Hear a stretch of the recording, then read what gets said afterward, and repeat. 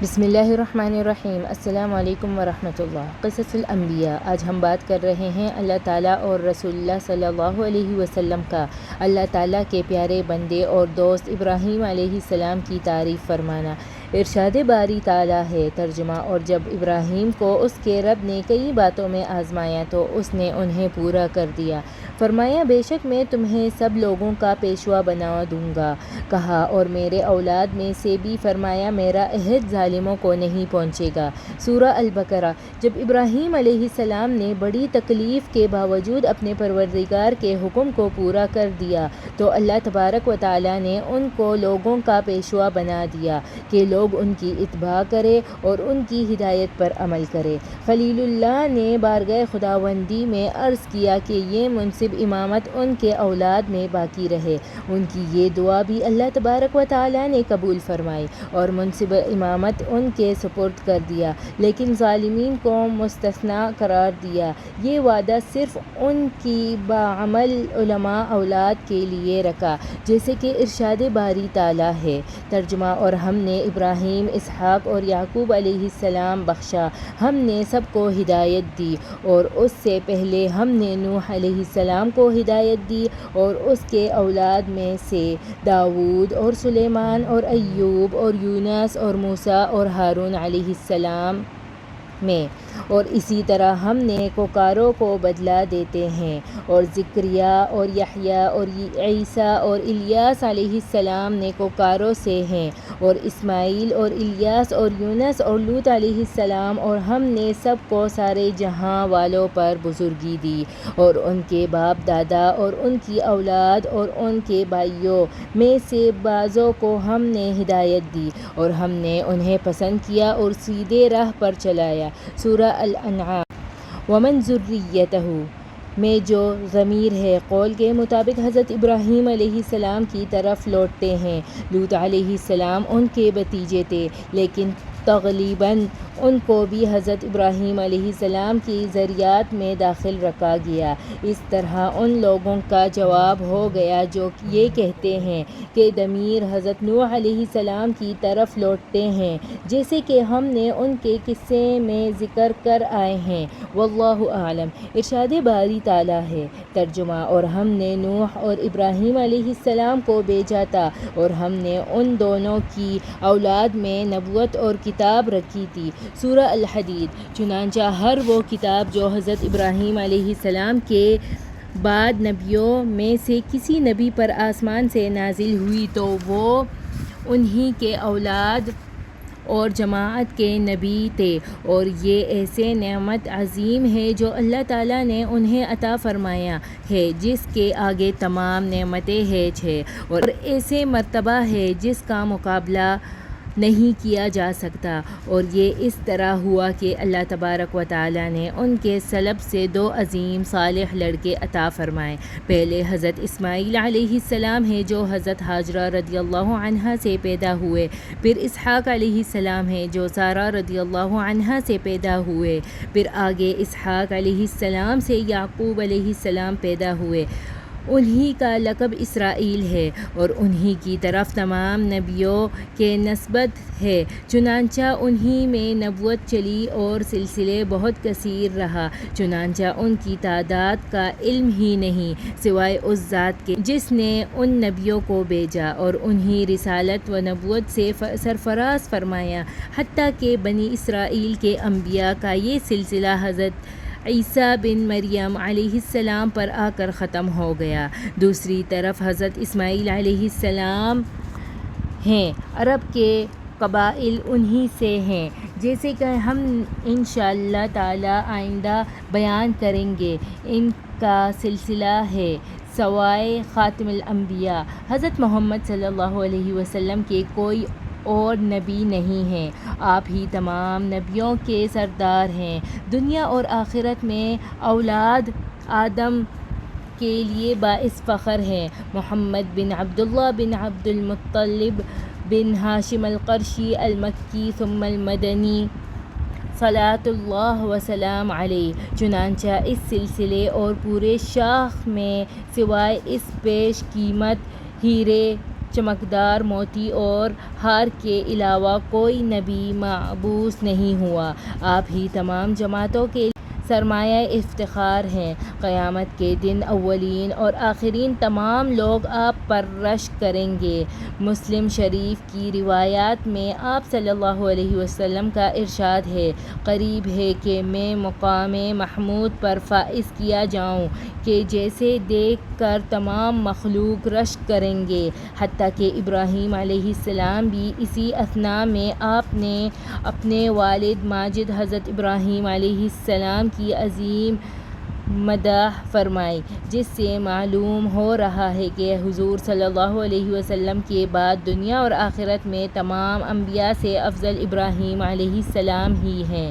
نبی کریم صلی اللہ علیہ وسلم حضرت حسن اور حسین رضی اللہ عنہما کو ایک تعوذ سکھلاتے تھے اور فرماتے تھے کہ تمہارے والد ابراہیم علیہ السلام بھی ان کلمات کے ساتھ اسماعیل اور اسحاق علیہ السلام کو تعوذ بتلاتے تھے۔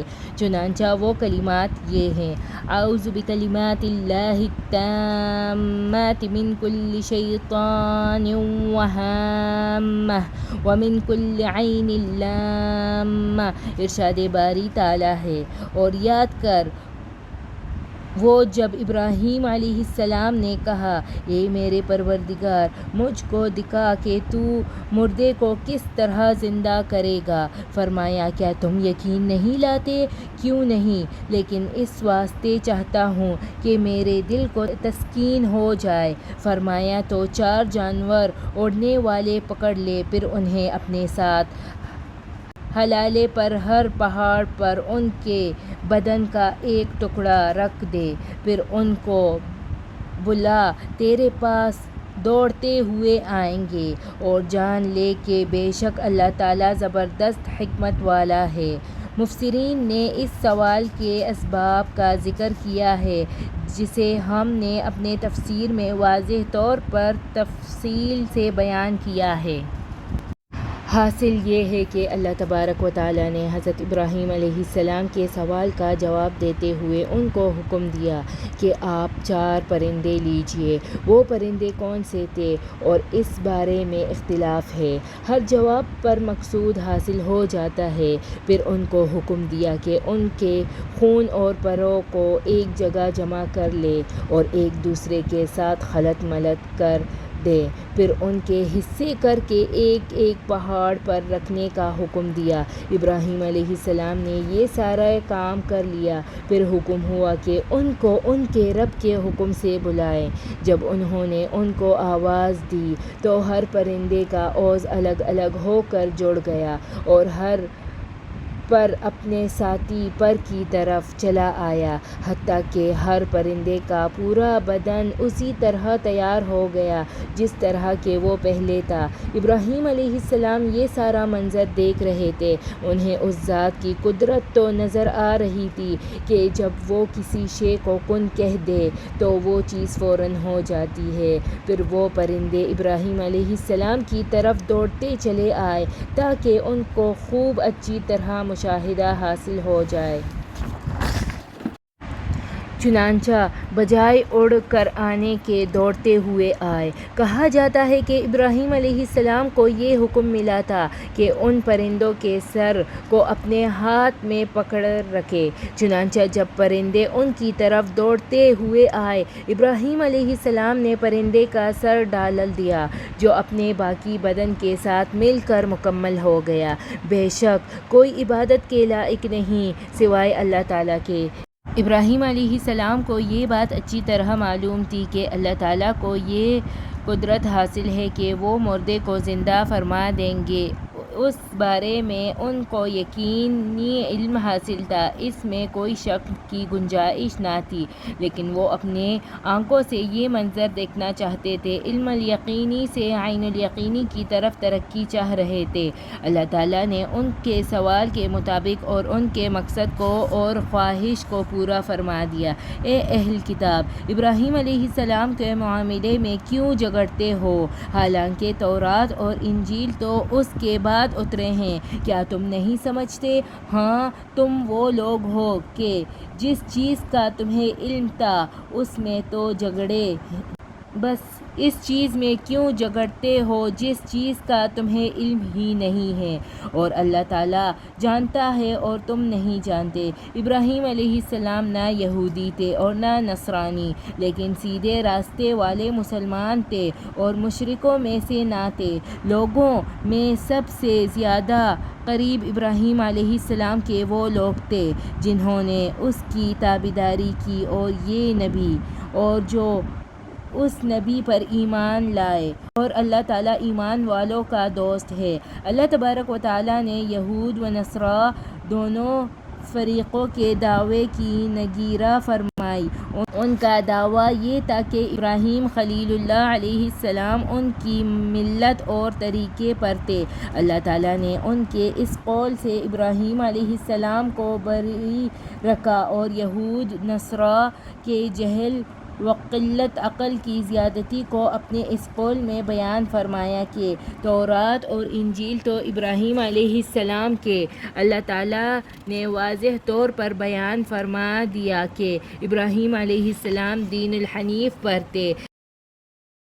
دین حنیف اسے کہتے ہیں کہ جس میں اخلاص کا قصد ہو اور جان بوجھ کر باطل کو چھوڑ کر حق کی طرف رجوع کرے۔ لہٰذا یہ دین حنیف یہودیت و نصرانیت اور مشرکی کے خلاف ہے، جیسے کہ اللہ تعالیٰ نے ارشاد فرمایا، اور کون ہے جو ملت ابراہیم سے رو کر دنائی کرے سوائے اس کے جو خود ہی احمق ہے، اور ہم نے تو اسے دنیا میں بزرگی دی تھی، اور بے شک وہ آخرت میں بھی اچھے لوگوں میں سے ہوگا۔ جب اسے اس کے رب نے کہا کہ فرمانبردار ہو جاؤ تو کہا، میں جہانوں کے پروردگار کا فرمانبردار ہوں۔ اور اسی بات کی ابراہیم اور یعقوب نے بھی اپنے بیٹوں کو وصیت کی کہ اے میرے بیٹو، بے شک اللہ تعالیٰ نے تمہارے لیے یہ دین چن لیا، سو تم ہرگز نہ مرنا مگر دوران حالیہ کہ تم مسلمان ہو۔ کیا تم حاضر تھے جب یعقوب کو موت آئی؟ تب اس نے اپنے بیٹوں سے کہا، تم میرے بعد کس کی عبادت کرو گے؟ انہوں نے کہا، ہم آپ کے اور آپ کے باپ دادا ابراہیم اور اسماعیل اور اسحاق کے معبود کی عبادت کریں گے، جو ایک معبود ہے اور ہم اسی کے فرمانبردار ہیں۔ یہ ایک جماعت تھی جو گزر چکی، ان کے لیے ان کے اعمال ہیں اور تمہارے لیے تمہارے اعمال ہیں، اور تم سے نہیں پوچھا جائے گا کہ وہ کیا کرتے تھے۔ اور کہتے ہیں کہ یہود یا نصرانی ہو جاؤ تاکہ ہدایت پاؤ۔ کہہ دو کہ ہم تو ملت ابراہیم پر رہیں گے، جو موحد تھے اور مشرکوں میں سے نہیں تھے۔ کہہ دو ہم اللہ تعالیٰ پر ایمان لائے اور اس پر جو ہم پر اتارا گیا اور جو ابراہیم علیہ السلام اور اسماعیل علیہ السلام اور اسحاق اور یعقوب علیہ السلام کی اولاد پر اتارا گیا، اور جو موسیٰ اور عیسیٰ کو دیا گیا اور جو دوسرے نبیوں کو ان کے رب کی طرف سے دیا گیا۔ ہم کسی ایک میں ان میں سے فرق نہیں کرتے، اور ہم اسی کے فرمانبردار ہیں، بس اگر وہ بھی ایمان لے آئے جس طرح تم ایمان لائے ہو تو وہ بھی ہدایت پائیں گے، اور اگر وہ نہ مانے تو وہ ہی ضد میں پڑے ہوئے ہیں۔ سو تمہیں ان سے اللہ تعالیٰ ہی کافی ہے، اور وہ خوب سننے والا جاننے والا ہے۔ اللہ کا رنگ اختیار کرو، اور کس کا رنگ اللہ سے زیادہ اچھا ہوگا، اور ہم تو اسی کی عبادت کرتے ہیں۔ کہہ دو کیا تم ہم سے اللہ تعالیٰ کی نسبت جھگڑا کرتے ہو، حالانکہ وہ تمہارے اور ہمارا رب ہے، اور ہمارے لیے ہمارے عمل ہے اور تمہارے لیے تمہارے عمل ہے، اور ہم تو خالص اسی کی عبادت کرتے ہیں۔ یا تم کہتے ہو کہ ابراہیم اور اسماعیل اور اسحاق اور یعقوب اور اس کی اولاد یہود نصرانی تھے۔ کہہ دو کیا تم زیادہ جانتے ہو یا اللہ، اور اس سے بڑھ کر کون ظالم ہے جو گواہی چھپائے جو اس کے پاس اللہ تعالیٰ کی طرف سے ہے اور اللہ تعالیٰ بے خبر نہیں اس سے جو تم کرتے ہو۔ وہ ایک جماعت تھی جو گزر چکی، ان کے لیے ان کے عمل ہیں اور تمہارے لیے تمہارے عمل ہیں، اور تم سے ان کے اعمال کی نسبت نہیں پوچھا جائے گا۔ سورہ البقرہ۔ حق تعالیٰ نے اپنے خلیل کے بارے میں یہود یا نصرانی ہونے کی صاف طور سے نفی فرما دی اور واضح کر دیا کہ وہ سچے مسلمان تھے، شرک کرنے والوں میں سے نہ تھے۔ چنانچہ فرمایا، لوگوں میں سب سے قریب ابراہیم کے وہ لوگ تھے جنہوں نے اس کی تابعداری کی۔ یہ وہ لوگ تھے جو ابراہیم علیہ السلام کے زمانے میں ان کی ملت پر تھے، پھر وہ لوگ جنہوں نے ان کے بعد دین ابراہیم کو مضبوطی سے پکڑا، اور یہ نبی یعنی محمد صلی اللہ علیہ وسلم، کیونکہ اللہ تعالیٰ نے اپنے نبی صلی اللہ علیہ وسلم کے لیے وہی دین حنیف پسند کیا جسے اپنے خلیل ابراہیم علیہ السلام کے لیے منتخب فرمایا تھا۔ اس دین کو اپنے نبی کے لیے کامل فرما دیا اور ایسے نعمتیں عطا فرمائی جو آپ سے پہلے کسی نبی مرسل کو نہیں ملی، جیسے کہ ارشاد باری تعالیٰ ہے، کہہ دو مجھے میرے رب نے ایک سیدھا راستہ بتلا دیا ہے، ایک صحیح دین ابراہیم کی ملت جو ایک ہی طرف کا تھا اور مشرکوں میں سے نہیں تھا۔ کہہ دو بے شک میرے نماز اور میری قربانی اور میرا جینا اور میرا مرنا اللہ تعالیٰ ہی کے لیے ہے، جو سارے جہان کا پالنے والا ہے، اس کا کوئی شریک نہیں، اور مجھے اسی کا حکم دیا گیا تھا اور میں سب سے پہلے فرمانبردار ہوں۔ سورہ الحدید۔ بے شک ابراہیم ایک پورے امت تھا، اللہ تعالیٰ کا فرمانبردار، تمام راہوں سے ہٹا ہوا اور مشرکوں میں سے نہ تھا، اس کی نعمتوں کا شکر کرنے والا۔ اسے اللہ تعالیٰ نے چن لیا اور اسے سیدھے راہ پر چلایا، اور ہم نے اسے دنیا میں بھی خوبی دی تھی اور وہ آخرت میں بھی اچھے لوگوں میں ہوگا۔ پھر ہم نے تیرے پاس وحی بھیجی کہ تمام راہوں سے ہٹنے والے ابراہیم کے دین پر چل، اور وہ مشرکوں میں سے نہ تھا۔ سورہ نحل۔ فتح مکہ کے موقع پر جب رسول اللہ صلی اللہ علیہ وسلم نے خانہ کعبہ میں تصاویر دیکھی تو انہیں مٹانے کا حکم دیا، اور اس وقت تک بیت اللہ میں داخل نہ ہوئے جب تک وہ مٹا نہ دیے گئے۔ آپ نے وہاں ایک تصویر ایسے بھی دیکھی جس میں ابراہیم و اسماعیل علیہ السلام کو ہاتھوں میں تقسیم کے تیر پکڑے ہوئے دیکھا گیا تھا۔ اس پر ارشاد فرمایا، اللہ تعالیٰ نے ان کو غارت کرے، اللہ کی قسم ابراہیم اور اسماعیل نے کبھی تیروں کے ساتھ تقسیم نہیں کی۔ بخاری کی ایک روایت میں ہے کہ اللہ تعالیٰ نے ان کو غارت کرے، وہ اچھی طرح جانتے تھے کہ ہمارے بزرگ ابراہیم اور اسماعیل نے کبھی تیروں کے ساتھ تقسیم نہیں کی۔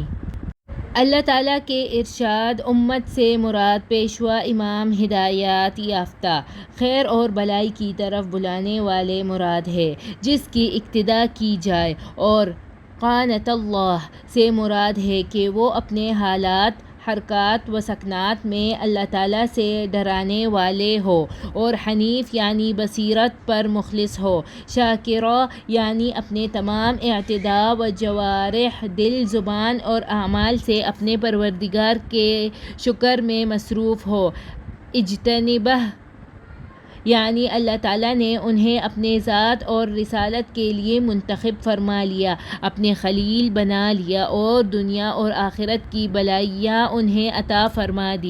سورہ نساء میں فرمایا، اس شخص سے بہتر دین میں کون ہے جس نے اللہ تعالیٰ کے حکم پر پیشانی رکھی اور وہ نیکی کرنے والا ہو اور ابراہیم حنیف کے دین کی پیروی کرنے، اور اللہ تعالیٰ نے ابراہیم کو خالص دوست بنا لیا ہے۔ اللہ تعالیٰ نے ابراہیم علیہ السلام کی ابتدا کرنے کی ترغیب دی ہے کیونکہ وہ مضبوط دین اور صراط المستقیم پر گامزن تھے اور اپنے پروردگار کے تمام احکام بجلاتے تھے۔ حق تعالی شان نے ان کی تعریف فرمائی ہے، اور ابراہیم کے جس نے اپنا عہد پورا کیا۔ اللہ تعالیٰ نے ابراہیم کو اپنا خلیل بنایا۔ خلت کے معنی انتہائی محبت کے ہیں، یعنی گہری دوستی۔ شاعر کہتے ہیں ترجمہ: اے محبوب، تو میری روح کے راستے مجھ میں داخل ہو چکا ہے، اسی وجہ سے خلیل کا نام خلیل رکھا گیا ہے۔ یہی مرتبہ خاتم الانبیاء سیدنا الرسل محمد صلی اللہ علیہ وسلم نے پایا۔ آپ کا ارشاد ہے: اے لوگو، بے شک اللہ تعالیٰ نے مجھے خلیل بنایا، جیسے کہ ابراہیم کو خلیل بنایا۔ ایک خطبے میں ارشاد فرمایا: اے لوگو، اگر میں دنیا میں کسی کو دوست بناتا تو ابو بکر رضی اللہ عنہ کو خلیل بناتا، لیکن تمہارے صاحب یعنی خود آپ کی ذات مبارک کے اللہ تعالیٰ کی خلیل ہیں۔ حضرت معاذ جب یمن پہنچے تو فجر کی نماز میں یہ آیات تلاوت کی: وَاتَّخَذُوا إِبْرَاهِيمَ الْخَلِيلَ، تو قوم میں سے ایک آدمی کہنے لگا کہ تحقیق ابراہیم علیہ السلام کی ماں کی آنکھیں ٹھنڈی ہو گئی ہے۔ ایک دفعہ صحابہ کرام بیٹے حضور صلی اللہ علیہ وسلم کا انتظار کر رہے تھے۔ جب حضور تشریف لائے تو آپ نے صحابہ کرام کو آپس میں باتیں کرتے ہوئے پایا۔ ایک صحابہ کہہ رہے تھے کہ تعجب ہے کہ اللہ تعالیٰ نے اپنے مخلوق میں سے خلیل بنا لیا اور وہ ابراہیم ہیں۔ دوسرے صحابہ کہنے لگے اس سے زیادہ تعجب کی بات کیا ہوگی کہ اللہ تعالیٰ نے موسیٰ سے کلام فرمایا۔ تیسرے نے کہا عیسیٰ بھی تو اللہ تعالیٰ کی روح اور اس کے کلمہ ہیں۔ ایک اور صحابہ کہنے لگے اللہ تعالیٰ نے آدم علیہ السلام کو چن لیا۔ آپ قریب آئے اور ان کو سلام کیا، پھر فرمایا میں نے تمہاری باتیں سن لی۔ تمہیں تعجب ہے کہ اللہ تعالیٰ نے ابراہیم کو خلیل بنایا اور حقیقت بھی یہی ہے، اور موسیٰ علیہ السلام اللہ تعالیٰ کے کلیم ہیں، یہ بھی درست ہے، اور اس میں بھی کوئی شک نہیں کہ عیسیٰ بھی اللہ تعالیٰ کی روح اور کلمہ ہیں، جبکہ آدم کو اللہ تعالیٰ نے چن لیا، اور بات بھی یوں نہیں ہے۔ آگاہ رہو کہ میں اللہ تعالیٰ کا حبیب ہوں، لیکن اس پر کوئی فخر نہیں۔ خبردار، سب سے پہلے میں سفارش کرنے والا ہوں اور سب سے پہلے میری سفارش قبول کی جائے گی، اس پر بھی کوئی فخر نہیں، اور میں ہی وہ پہلے شخص ہوں گا جو جنت کے دروازے کے حلقے کو حرکت دوں گا، بس اللہ تعالیٰ اسے کھول دے گا اور اس میں مجھے داخل فرمائیں گے۔ میرے ساتھ مومن فقراء ہوں گے، اور روز قیامت میں یہی اولین اور آخرین میں سب سے زیادہ عزت والا ہوگا، اور اس پر بھی کوئی فخر نہیں۔ حضرت ابن عباس فرماتے ہیں کیا تم انکار کرتے ہو کہ خلت ابراہیم کے لیے اور کلام موسیٰ کے لیے ہو، اور اللہ تعالیٰ کو دیکھنا نبی صلی اللہ علیہ وسلم کے لیے ہو؟ روایت ہے کہ جب اللہ تعالیٰ نے ابراہیم علیہ السلام کو خلیل فرمایا تو ان کے دل میں خوف ڈال دیا، حتیٰ کہ حال یوں ہو گیا کہ ان کے دل کی آواز دور سے ایسے سنائی دیتی جیسے کہ ہوا میں پرندے پرپراتے ہیں۔ عبید بن عمیر رضی اللہ عنہ کہتے ہیں کہ ابراہیم علیہ السلام بہت مہمان نواز تھے۔ ایک دن وہ کسی آدمی کو تلاش کرنے کے لیے نکلے جس کی مہمان نوازی کرے، لیکن کوئی آدمی نہ ملا۔ جب گھر واپس آئے تو وہاں ایک آدمی کھڑا تھا۔ پوچھا اے اللہ تعالیٰ کے بندے، میرے اجازت کے بغیر میرے گھر کیسے آ گئے؟ اس نے کہا میں اس گھر کے مالک یعنی پروردگار کی اجازت سے داخل ہوا ہوں۔ پوچھا وہ کون ہے؟ اس آدمی نے جواب دیا میں موت کا فرشتہ ہوں، میرے پروردگار نے مجھے اپنے بندوں میں سے ایک بندے کی طرف بھیجا کہ میں اسے خوشخبری دوں کہ اللہ تعالیٰ نے اسے اپنا خلیل بنا لیا۔ پوچھا وہ کون بندہ ہے؟ پروردگار کی قسم اگر تو مجھے اس کے بارے میں مطلع کر دے، پھر چاہے وہ دور دراز علاقے میں کیوں نہ ہو، میں اس کے پاس پہنچوں گا اور ہمیشہ اس کا پڑوسی بن کر رہوں گا، یہاں تک کہ موت ہمارے درمیان جدائی ڈال دے۔ فرشتے نے کہا وہ بندہ تو خود آپ ہی ہیں۔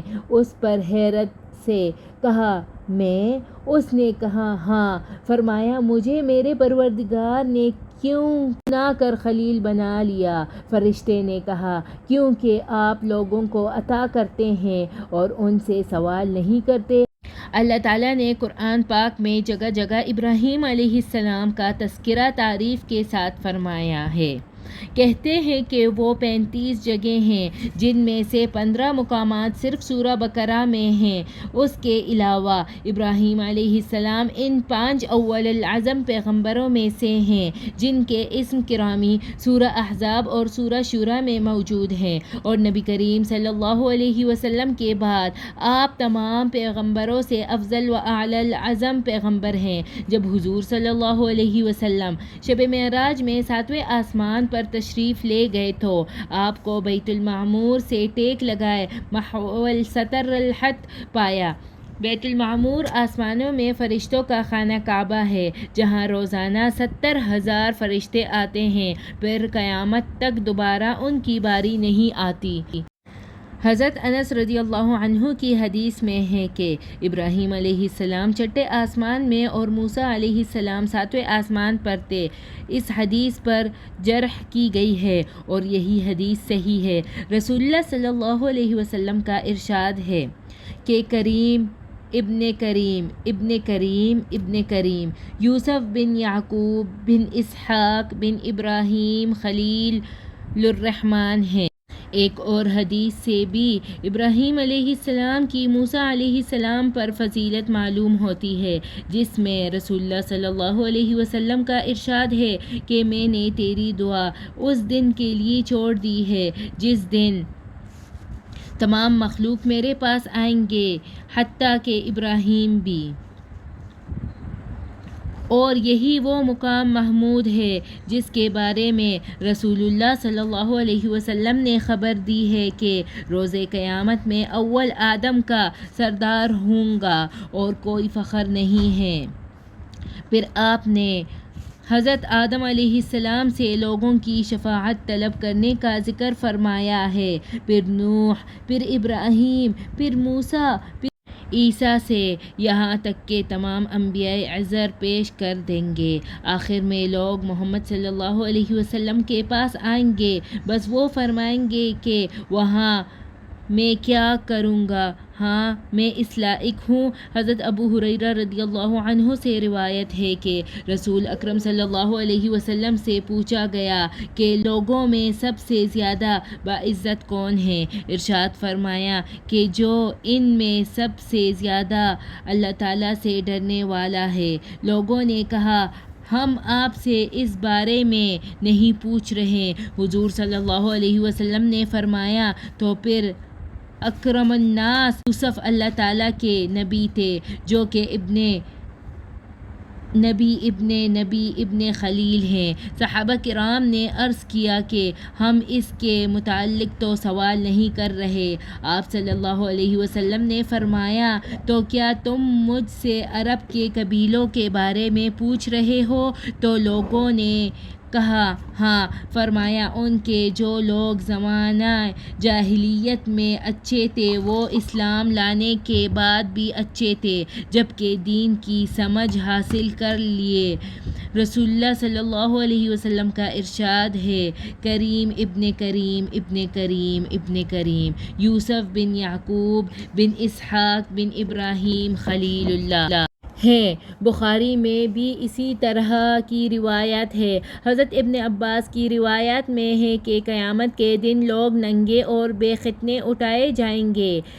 سب سے پہلے جسے لباس پہنایا جائے گا وہ ابراہیم علیہ السلام ہوں گے۔ پھر حضور نے یہ آیت تلاوت کی، ترجمہ جس طرح ہم نے پہلے بار پیدا کیا تھا دوبارہ بھی پیدا کریں گے۔ واضح رہے کہ یہ جزوِ فضیلت ہے اور اس سے حضرت ابراہیم علیہ السلام کی نبی کریم پر برتری ثابت نہیں ہوتی کہ آپ کو اس دن مقام محمود پر فائز کیا جائے گا جس پر سب اولین و آخرین رشک کریں گے۔ روایت ہے کہ ایک آدمی نے نبی کریم صلی اللہ علیہ وسلم کو یا خیر البریہ کہا۔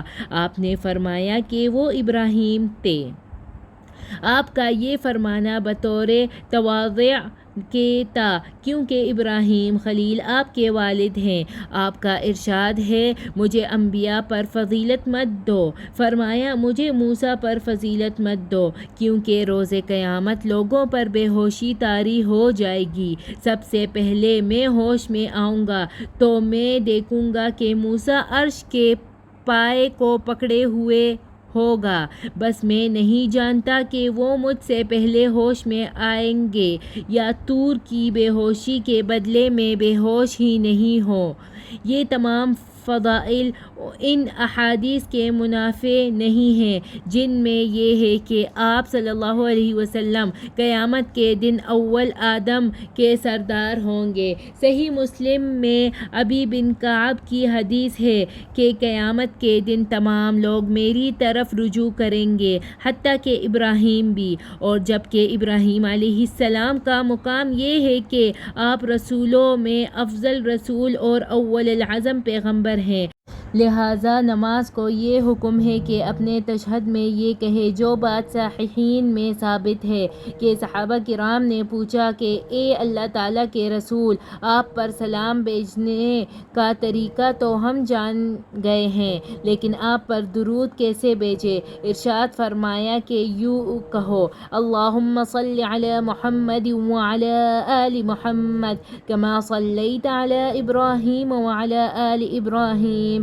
انک حمید مجید اللہم بارک علی محمد وعلی آل محمد کما بارکت علی ابراہیم وعلی آل ابراہیم انک حمید مجید۔ اللہ تعالیٰ نے فرمایا وَإِبْرَاهِيمَ الَّذِي وَفِي سورہ النجم، اور خبر ابراہیم کی جس نے اپنا عہد پورا کیا، یعنی ان تمام باتوں میں جن کا انہیں حکم دیا گیا اور انہوں نے ایمان کی تمام خصلتوں اور تمام شعبوں کو قائم کیا۔